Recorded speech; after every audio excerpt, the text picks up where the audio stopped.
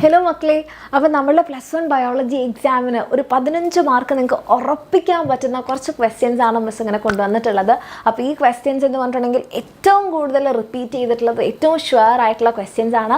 അപ്പോൾ എൻ്റെ മക്കളുടെ ഒട്ടും ടൈം ഒന്നും തന്നെ വേസ്റ്റ് ചെയ്യാണ്ട് നമുക്ക് 15 മാർക്ക് കയ്യോടെ വാങ്ങിക്കാം. ഓക്കെ, അപ്പോൾ അതിന് വേണ്ടിയിട്ടുള്ള ഫസ്റ്റ് ക്വസ്റ്റ്യൻ ആണിത്. നിങ്ങൾക്ക് എല്ലാവർക്കും അറിയുന്നുണ്ടാകും. എന്താ മക്കളെ ഈ ഗ്രാഫിനെ നമ്മൾ പറയാം? ഈ ഗ്രാഫാണ് നമ്മളുടെ ഓക്സിജൻ ഡിസോസിയേഷൻ കർവ് അല്ലെങ്കിൽ ഓക്സിജൻ ഹീമോഗ്ലോബിൻ ഡിസോസിയേഷൻ കർവാണ്. അപ്പോൾ നിങ്ങൾ ഈ കർവിനെ കാണുമ്പോൾ സിഗ്മോയിഡ് കർവ് എന്നൊക്കെ പറയാറുണ്ട്. പക്ഷേ ഇതിന് കുറച്ചുകൂടി അക്യുറേറ്റ് ആയിട്ടുള്ള ആൻസർ ഓക്സിജൻ ഡിസോസിയേഷൻ കർവാണ്. ഇനി write down the favourable factors for the formation of oxy haemoglobin in alveoli.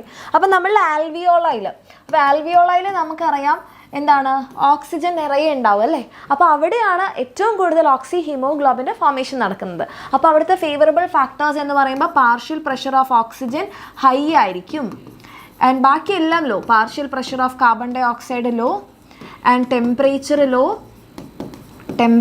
Law ആയിരിക്കും. അതുപോലെ തന്നെ ഹൈഡ്രജൻ അയോൺസിൻ്റെ കോൺസെൻട്രേഷൻ ലോ. ഇത്രയും കാര്യങ്ങളാണ് ഓക്സി ഹീമോഗ്ലോബിൻ്റെ ഫോർമേഷന് ഫേവറബിൾ ആയിട്ടുള്ള നമ്മളെ ആൽവിയോളയിലുള്ള ഫാക്ടേഴ്സ്. ഇൻ അഡീഷൻ മിസ് ഒരു കാര്യം കൂടി പറഞ്ഞുതരാം. ടിഷ്യൂസിൽ എന്താണ് സംഭവിക്കുക? ടിഷ്യൂസിൽ ഒരിക്കലും ഓക്സി ഹീമോഗ്ലോബിൻ്റെ അസോസിയേഷൻ നടക്കില്ല. കാരണം അവിടുത്തെ കണ്ടീഷൻസ് വേറെയാണ്. അവിടെ ഡിസോസിയേഷൻ ആണ് നടക്കുക. ഡിസോസിയേഷൻ ഓഫ് ഓക്സി ഹീമോഗ്ലോബിൻ ആണ് ടിഷ്യൂസിൽ നടക്കുക. അവിടുത്തെ കാരണങ്ങൾ എന്താ? Partial pressure of oxygen low ആണ്, ബാക്കിയെല്ലാം ഹൈ ആണ്. Partial pressure of carbon dioxide high ആണ്, ആൻഡ് ടെമ്പറേച്ചർ ഹൈ ആണ്. അതുപോലെ തന്നെ concentration of H+ ions high ആണ്. അതുകൊണ്ടാണ് അവിടെ എന്ത് നടക്കുന്നത്? ഡിസോസിയേഷൻ ഓഫ് ഓക്സി ഹീമോഗ്ലോബിൻ നടക്കുന്നത്. അസോസിയേഷന് വേണ്ടിയിട്ട് വേണ്ട ഫാക്ടേഴ്സാണ് എക്സാമിന് ചോദിച്ചത്. ഇതിൽ ഏത് വേണമെങ്കിലും ചോദിക്കാം കേട്ടോ. ഇനി നമ്മൾ അടുത്ത ക്വസ്റ്റൻ ആണ് diagrammatic representation of A standard ECG is given. അപ്പോൾ ഒരു സ്റ്റാൻഡേർഡ് ECGയുടെ ഒരു റെപ്രസെൻറ്റേഷനാണ് തന്നിരിക്കുന്നത്. Expand ECG. അപ്പോൾ നമ്മുടെ കുട്ടികൾക്ക് എപ്പോഴും ഒരു കൺഫ്യൂഷൻ ഉണ്ടാവില്ല. ECG എന്ന് പറയുമ്പോൾ ഇലക്ട്രോകാർഡിയോഗ്രാഫ് ആണോ ഇലക്ട്രോകാർഡിയോഗ്രാം ആണോ എന്നുള്ളത്. ഏറ്റവും അക്യുറേറ്റ് ആയിട്ടുള്ള ആൻസർ എന്ന് പറയുന്നത് ECG ഇസ് ഇലക്ട്രോകാർഡിയോഗ്രാം ആണ്. നമ്മൾ ടെക്സ്റ്റ് ബുക്കിൽ തന്നെ പറഞ്ഞിട്ടുണ്ട്. അപ്പോൾ നിങ്ങൾ ചോദിക്കുക, അല്ല മിസ് ഹെഡിങ്ങിൽ ഇലക്ട്രോകാർഡിയോഗ്രാഫ് ബ്രാക്കറ്റിൽ ECG ഇട്ടിട്ടുണ്ട്, അതിനുള്ളിലേക്ക് വായിച്ചാൽ മനസ്സിലാവും ഇലക്ട്രോകാർഡിയോഗ്രാഫ് ഇസ് എ മെഷീൻ. എന്തിനു വേണ്ടിയിട്ട്? ECG എടുക്കാനുള്ള മെഷീനാണ്. നമുക്ക് കിട്ടുന്ന ആ graphical representation is ECG electrocardiogram. Okay, what does the PT wave denote? അപ്പോൾ നമ്മളുടെ P വേവ് എന്താ കാണിക്കുന്നത്? P വേവ് കാണിക്കുന്നത്, ഇത് എഴുതുമ്പോൾ മക്കളെ ഏത് സബ് ക്വസ്റ്റൻ ആണെന്ന് എഴുതാൻ മറക്കരുത്. P വേവ് കാണിക്കുന്നത് നമ്മളുടെ ഏട്രിയൽ ഡീപോളറൈസേഷൻ അല്ലെങ്കിൽ ഏട്രിയൽ കോൺട്രാക്ഷൻ ആണ്. ഡീപോളറൈസേഷൻ അല്ലെങ്കിൽ ഏട്രിയൽ കോൺട്രാക്ഷൻ എന്ന് പറയും. ഓക്കെ, ഇനി T വേവ് കാണിക്കുന്നത് എന്താണ്? വെൻട്രിക്കുലാർ റിലാക്സേഷൻ ആണ്. അല്ലെങ്കിൽ നമുക്ക് പറയാം വെൻട്രിക്കുലാർ റീപോളറൈസേഷൻ അല്ലെങ്കിൽ വെൻട്രിക്കുലാർ റിലാക്സേഷൻ എന്ന് പറയാം. QRS എന്താ? വെൻട്രിക്കുലാർ കോൺട്രാക്ഷൻ അല്ലെങ്കിൽ വെൻട്രിക്കുലാർ ഡീപോളറൈസേഷൻ. നമ്മളോട് Pയും Tയും ആണ് ചോദിച്ചത്.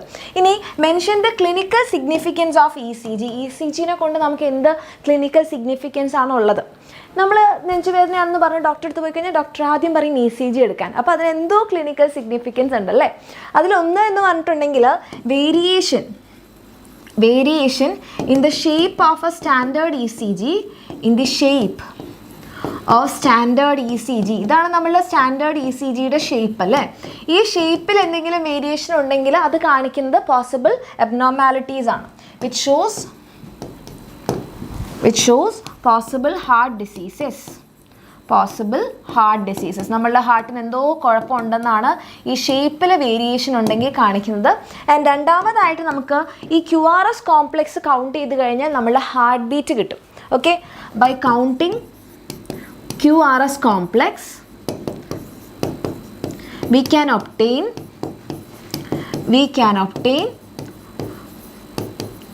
heart beat. അപ്പോൾ ഹാർട്ട് ബീറ്റിൻ്റെ എണ്ണം കൂടുന്നുണ്ടോ കുറയുന്നുണ്ടോ അതൊക്കെ നോക്കാനും നമുക്ക് എന്ത് ചെയ്യാൻ വേണ്ടി പറ്റും? നമ്മളുടെ ECG ഉപയോഗിക്കാൻ പറ്റും. ഇത് നമ്മളുടെ അടുത്ത ക്വസ്റ്റൻ ആണ്. ഇത് നമ്മളുടെ എക്സ്ക്രീഷൻ എന്ന് പറയുന്ന ചാപ്റ്റർ എന്നുള്ള ക്വസ്റ്റൻ ആണ്. എപ്പോഴും റിപ്പീറ്റഡ് ആയിട്ട് ചോദിക്കുന്നതാണ്. അപ്പോൾ ഇവിടെ കുറച്ച് ഓർഗാനിസംസിൻ്റെ പേര് തന്നിട്ടുണ്ട്.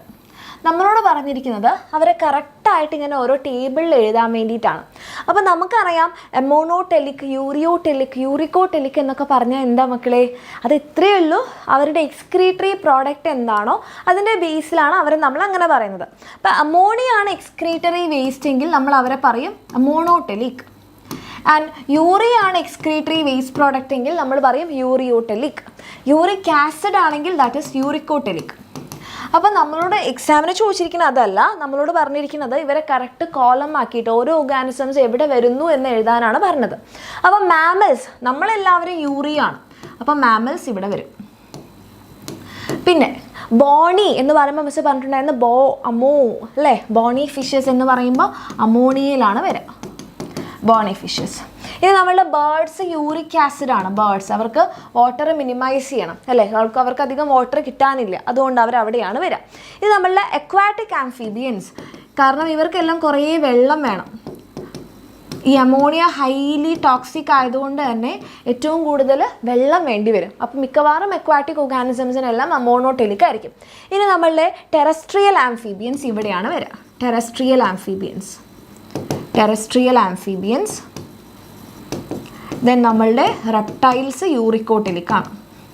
അങ്ങനെ നമ്മൾ സക്സസ്ഫുള്ളി നമ്മളുടെ ഈ ടേബിൾ കംപ്ലീറ്റ് ചെയ്തു. നമുക്ക് 2 മാർക്കല്ല 3 മാർക്ക് കിട്ടുന്നതാണ്. ആക്ച്വലി അര 3 മാർക്കിൻ്റെ ക്വസ്റ്റ്യൻ ആണ് കേട്ടോ. ഇത് നമ്മളുടെ അടുത്ത ക്വസ്റ്റ്യൻ, ഒബ്സർവ് ദ ഡയഗ്രം. ഇത് എപ്പോഴും ചോദിക്കുന്നതാണ് നമ്മളുടെ കിഡ്നിയുടെ ഈ ഒരു ചാപ്റ്ററിന്. ഇത് ഏതാണ് ഈ ഡയഗ്രം എന്ന് വെച്ച് കഴിഞ്ഞാൽ നമ്മൾ പറയും ദിസ് ഇസ് മാൽപീജിയൻ ബോഡി. ഇതാണ് നമ്മളുടെ മാൽപീജിയൻ ബോഡി അല്ലേ? മാൽപീജിയൻ ബോഡിയാണ്. ഇനി label the parts A and B. ഇവിടെ 2 പാർട്സ് നമ്മളോട് ലേബൽ ചെയ്യാൻ പറഞ്ഞിട്ടുണ്ട്. അപ്പോൾ ഇവിടെ നോക്കിക്കഴിഞ്ഞാൽ ഇതാണ് മക്കളെ നമ്മളോട് ബി ആയിട്ട് ലേബൽ ചെയ്യാൻ പറഞ്ഞത് കേട്ടോ. ഇതാണ് നമ്മളുടെ ബി പാർട്ട്. ഓക്കെ, ഇതാണ് നമ്മളുടെ ബി പാർട്ട്. ഇതിങ്ങനെയുണ്ട്, ഇതിങ്ങനെയാണ്.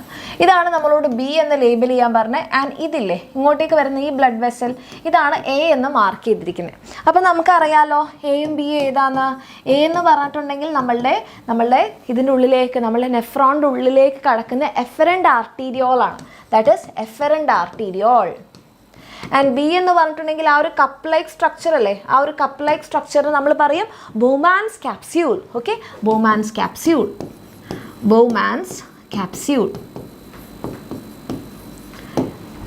ഇനി നമ്മളോട് ലാസ്റ്റ് വാട്ട് ഈസ് ഗ്ലോമെറുലസ്. നമുക്കറിയാം ഗ്ലോമെറുലസും ബൊമാൻസ് ക്യാപ്സ്യൂളോട് ചേരുന്നതാണ് നമ്മളെ മാൽപീജിയൻ ബോഡി. അപ്പോൾ ഗ്ലോമെറുലസ് എന്ന് പറഞ്ഞിട്ടുണ്ടെങ്കിൽ it's A tough of capillaries. ഒരു കാപ്പിലറീസിൻ്റെ ഒരു കൂട്ടമാണ്. നമ്മളുടെ ഈ എഫറൻറ്റ് ആർട്ടീരിയോൾ ഇങ്ങോട്ടേക്ക് വന്നിട്ട് കുറേ ബ്രാഞ്ച് ചെയ്ത് കുറേ കാപ്പിലറീസ് ആയിട്ട് മാറും. സോ വാട്ട് ഈസ് ഗ്ലോമെറുലസ് എന്ന് പറഞ്ഞിട്ടുണ്ടെങ്കിൽ ടഫ് ഓഫ് കാപ്പിലറീസ്. അതാണ് നമ്മളുടെ ഈ ഒരു ഗ്ലോമെറുലസ്. അപ്പോൾ അങ്ങനെ നമുക്ക് 3 മാർക്ക് വീണ്ടും കിട്ടി. അടുത്ത് നമ്മുടെ cell cycle and cell division എന്ന് എപ്പോഴും ചോദിക്കുന്നതാണ്. ഇത് ഐഡൻറ്റിഫൈ ദ സ്റ്റേജ്. ഇത് കാണുമ്പോൾ തന്നെ നമ്മൾ പറയും ദിസ് ഇസ് മെറ്റാഫേസ്. ആൻഡ് അതുപോലെ തന്നെ ചോദിക്കാറുള്ളതാണ് ഇങ്ങനെ സെപ്പറേറ്റ് ആയിട്ട് ദൂരെ പോകുന്ന നമ്മൾ അനാഫേസ്. മെറ്റാഫേസും അനാഫേസും ആണ് റിപ്പീറ്റഡ് ആയിട്ട് ചോദിക്കുക. ഇവരുടെ ഓരോ ഫീച്ചേഴ്സും പഠിച്ചു വെക്കാം. മെറ്റാഫേസ് എന്ന് പറയുമ്പോൾ നമ്മളുടെ ക്രോമസോംസ് ഇക്വേറ്ററിൽ ഇങ്ങനെ അലൈൻ ചെയ്യുന്നു. അനാഫേസ് എന്ന് പറയുമ്പോൾ സെൻട്രോമിയർ സ്പ്ലിറ്റ് ചെയ്തിട്ട് ക്രൊമാറ്റിഡ്സ് സെപ്പറേറ്റ് ചെയ്തിട്ട് മൂവ്സ് ടു ഓപ്പോസിറ്റ് പോൾ. ഇനിയിപ്പോൾ ടീലോഫേസ് വെച്ചാലും വിഷമിക്കാനൊന്നുമില്ല. ന്യൂക്ലിയർ മെംബ്രെയിനും ന്യൂക്ലിയോലസും ഒക്കെ തിരിച്ചു വരും. സെൽ ഓർഗനൽസ് തിരിച്ചു വരും. നമ്മുടെ സ്പിൻഡിൽ ഫൈബേഴ്സ് ഡിസപ്പിയർ ചെയ്യും. ക്രോമസോം ക്രൊമാറ്റിനായിട്ട് മാറും. നേരെ തിരിച്ചാണ് നമ്മളുടെ പ്രോഫേസിൽ. ക്രൊമാറ്റിൻ ക്രോമസോം ആവും. സെൽ ഓർഗനൽസ് ഡിസപ്പിയർ ചെയ്യും.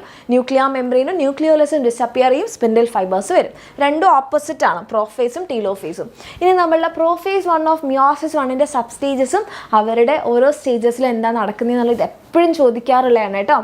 അപ്പോൾ ഡയാകൈനസിസ് ലാസ്റ്റ് സ്റ്റേജ് ആണല്ലേ, ടെർമിനലൈസേഷൻ of കയാസ്മാറ്റ. And zygote, pairing of homologous chromosomes, synapsis. Then packetine നമ്മളുടെ crossing over, formation of chiasmata, diplotin. 2 mark simple ആയിട്ട് കിട്ടുന്ന ക്വസ്റ്റൻ ആണ്. ആൻഡ് ദിസ് വൺ ഓൾസോ ഇവിടെ കാണിച്ചിരിക്കുന്നത് ഏത് ഫേസ് ആണെന്ന് ഐഡൻറ്റിഫൈ ചെയ്യാനാണ്. Identify the phase in which DNA synthesis takes place.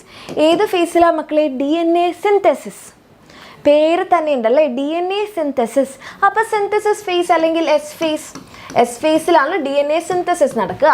ഇനി chromosomes are arranged at the equator of the spindle. Chromosomes ഇങ്ങനെ സ്പിൻഡിൽ ഇക്വേറ്ററിലാണ് അലൈൻ ചെയ്യുന്നതെങ്കിൽ നമ്മൾ അതിനെന്താ പറയുക? മെറ്റാഫേസ് ആണല്ലേ. This is metaphase. Chromosomes are aligned at the equator of the spindle's metaphase.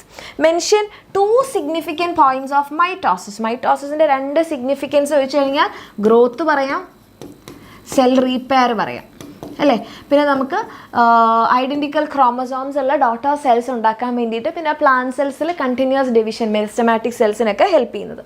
And നമ്മുടെ cell the unit of ലൈഫിൽ എപ്പോഴും ചോദിക്കുന്ന ഒരു ക്വസ്റ്റനാണ് identify and label the parts A B. A ഏതാണ്? ഇവിടെ ഉള്ളിലുള്ള ഈ സ്പേസ് ആണ് എ ചോദിച്ചിരിക്കുന്നത്. ഉള്ളിലുള്ള സ്പേസ് നമ്മൾ പറയും that is matrix. And B പറഞ്ഞിരിക്കുന്നത് ആ finger like fold of inner membrane. Inner മെംബ്രെയിൻ്റെ ഫിംഗർ ലൈക്ക് ഫോൾഡിന് എന്താ മക്കളെ? നമ്മൾ പറയും that is cristae. That is cristae. Okay, ഇനി why mitochondria is known as the power house of cell. എന്തുകൊണ്ടാണ് മൈറ്റോകോൺട്രിയനെ നമ്മൾ പവർ ഹൗസ് ഓഫ് സെൽ എന്ന് പറയുന്നതെന്ന് പറഞ്ഞാൽ അതെൻ്റെ മക്കൾ കമൻറ്റ് സെക്ഷനിൽ അറിയിക്കുക. നമ്മൾ ഒരുപാട് തവണ ചെയ്തതാണ്, ഇമ്പോർട്ടൻ്റ് ആണ്. അപ്പോൾ അതോടുകൂടി നമ്മൾ 15 മാർക്ക് നമ്മുടെ കയ്യിൽ അങ്ങോട്ട് ഇരിക്കുകയാണ്. അപ്പോൾ മറക്കരുത് എന്തുകൊണ്ടാണ് മൈറ്റോകോൺട്രിയനെ നമ്മൾ power house of A cell എന്ന് പറയുന്നത്. Okay, thank you.